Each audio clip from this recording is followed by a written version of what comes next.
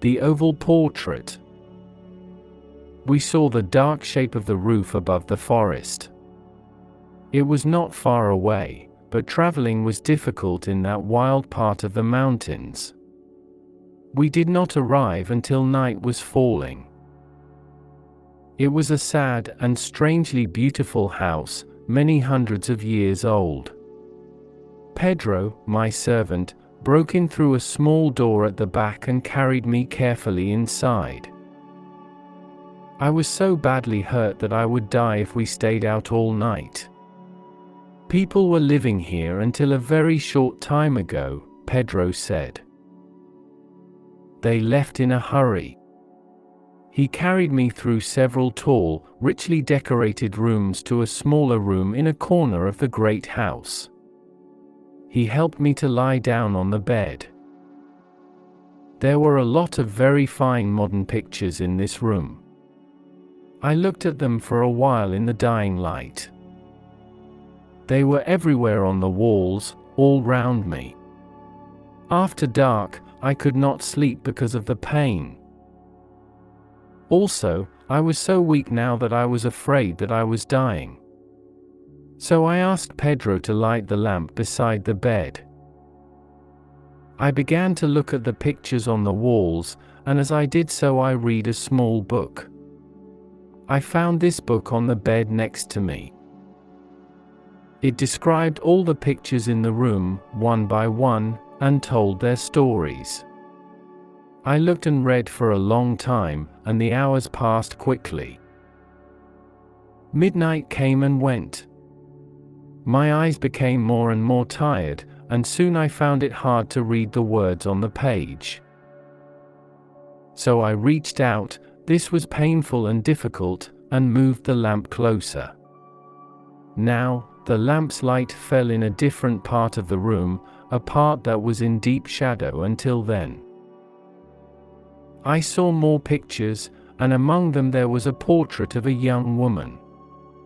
As soon as I saw it, I closed my eyes. Keeping my eyes closed, I tried to understand why. Why did I suddenly close my eyes like that?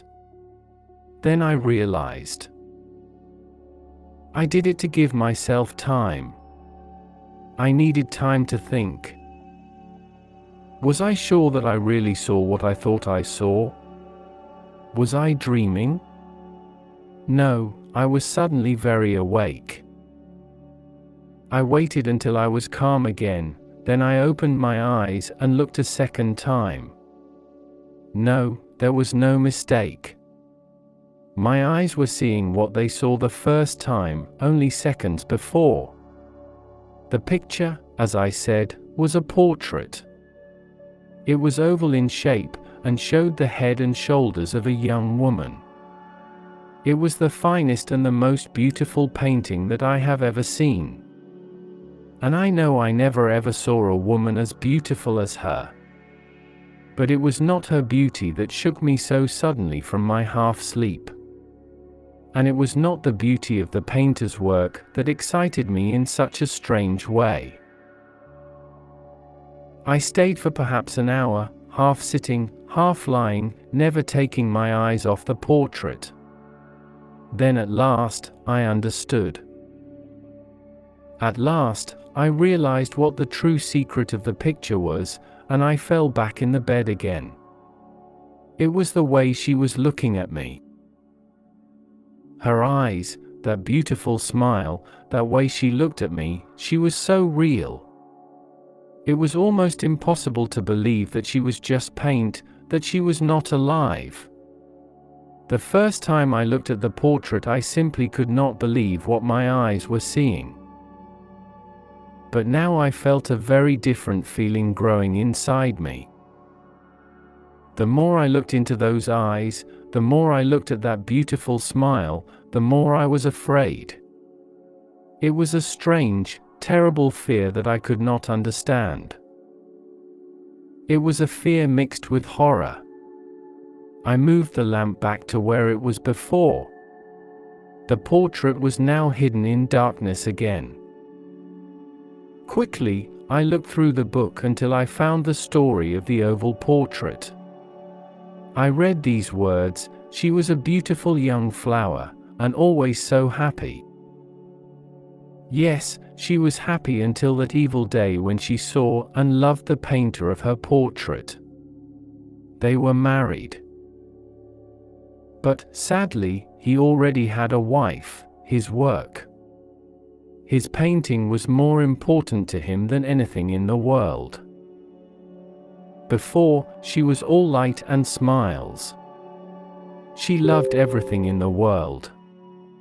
Now she loved all things but one, her husband's work. His painting was her only enemy, and she began to hate the paintings that kept her husband away from her. And so it was a terrible thing when he told her that he wanted to paint his young wife's portrait. For weeks, she sat in the tall, dark room while he worked. He was a silent man, always working, always lost in his wild, secret dreams. She sat still, always smiling, never moving, while he painted her hour after hour, day after day. He did not see that she was growing weaker with every day.